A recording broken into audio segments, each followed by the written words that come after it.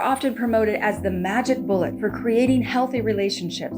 However, I think they can cause the opposite if you don't know the 3 things I'm about to share with you in this episode.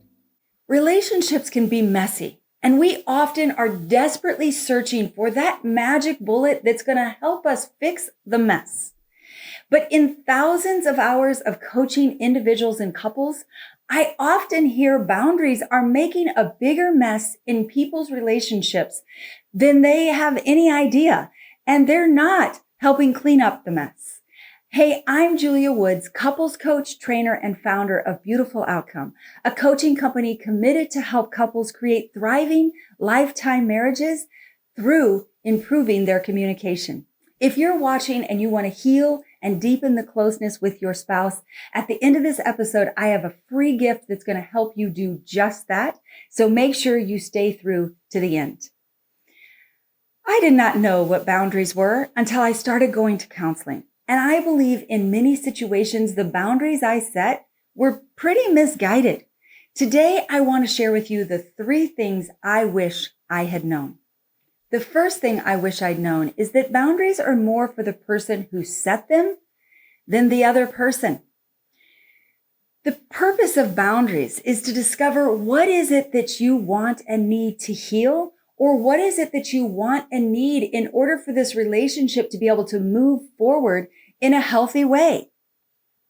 In the beginning of setting boundaries, thought boundaries were more like, hey, I just don't want to talk to you for a while. I don't want to connect with you or have any contact with you until I let you know otherwise. But that's actually not a boundary at all. A boundary is more like, hey, can we take a pause on connection? I love you. I'm committed to this relationship, and I need to pause how we're connecting with each other so I can heal some things in me and figure out what I need in order to move forward in a healthier way in our relationship. That is for me. I'm needing to do some work in me.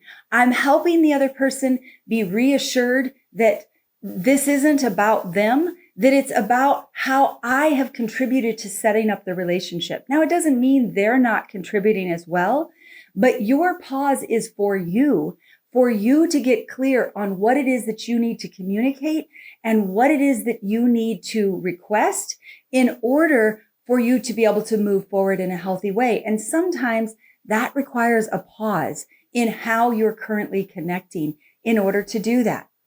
So remember, boundaries are more for you if you're the one setting them than for the person that you're setting them with. The second thing I wish I'd understood about boundaries is it's really only a boundary when both people know that there's a boundary in place. Often on couples coaching calls or coaching individuals, I will hear people say, yeah, I set a boundary with them. I'm just not talking to them right now. And I'm like, does the other person know that you set this boundary? And they're like, no, I just stopped talking to them because I need that boundary. That's actually not a boundary. That's avoidance. And, one of the helpful ways that helped me think about this is thinking about when you want to put a boundary in your yard and you want to build a fence between you and your neighbor's property for whatever reason, you can't just put up that fence. The city understands that a boundary is based on both people knowing and accepting that you're going to set a boundary between the 2 properties. So in order to build the fence, you need to go to the city to get a permit, which is going to cause them to invite the neighbor to accept the boundary you're about to set. This is the way it works in relationships. In order to set a healthy boundary, you need to invite the other person into understanding the boundary that you're setting, asking them, hey, can we take a pause for the next 6 months or 6 weeks? I wouldn't recommend 6 months. That's a very long time, and that would be based on pretty extreme circumstances. But if you were to simply say, hey, can we take the next 6 weeks and have no contact while I work through some things and get some clarity on what is is not working for me in this relationship. I want a healthy relationship with you. And I recognize that right now there's some things that feel unhealthy for me. And I want to work on that. So could we take a 6-week pause? Or, hey, could we not talk about this topic for a little while I get clear about some expectations and some needs that I have whenever we do talk about this topic? So making sure that both people understand and buy in to the boundary is important for it to be in a healthy boundary that helps clean up the mess in a relationship. And the third thing that I wish I'd understood about boundaries is that boundaries used as control can cause more harm than good. Control doesn't heal relationships. Requests do heal relationships. Boundaries that are used as control, like, hey, I don't like that thing that you do, so I'm just going to block you from doing it by setting this boundary. That's really more about control than a boundary. Relationships are really healthy when they're founded on requests. Like, hey, could we stop doing this specific thing? Or could we pause this type of intimacy while I get clear on what is really going on for me? And my promise is I will come back to you in this amount of time to help you understand more of what I've gotten clear on and what I need, so we can come into an agreement of how to move forward in a healthy way.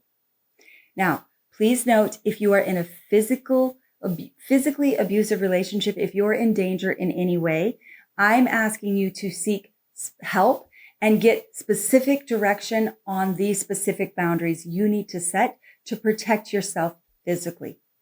Overall, I think people want to set boundaries to heal their relationships. And my invitation for you is to get clear. Before you set a boundary, get clear on the specific results you're wanting to produce in order to have a healthy relationship, and then pay close attention to what works and what doesn't to develop that in the relationship.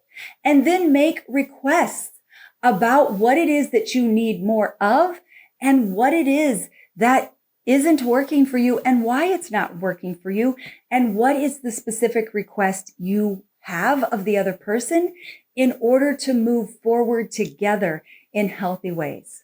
Now, I believe that you're here because you want to grow your connection with your spouse or your partner. And I want to help you do that with my free playbook of 100 deeper connection prompts and ideas. Thank you for joining me in this episode today. And would you share with me in the comments below something that you have learned about boundaries through this episode that you're excited to apply? If you like this episode, would you just give it a thumbs up to let me know that? And make sure you subscribe so you don't miss an episode. Thanks for joining me today. I look forward to seeing you next week. Hey, hon. Yeah. When you think about the different boundaries we have in our relationship and the ones we've set over 32 years, what is the first boundary that comes to mind? Close the door on a toilet. Yeah, you've asked me not to come in the bathroom when you go in the bathroom. That's the boundary.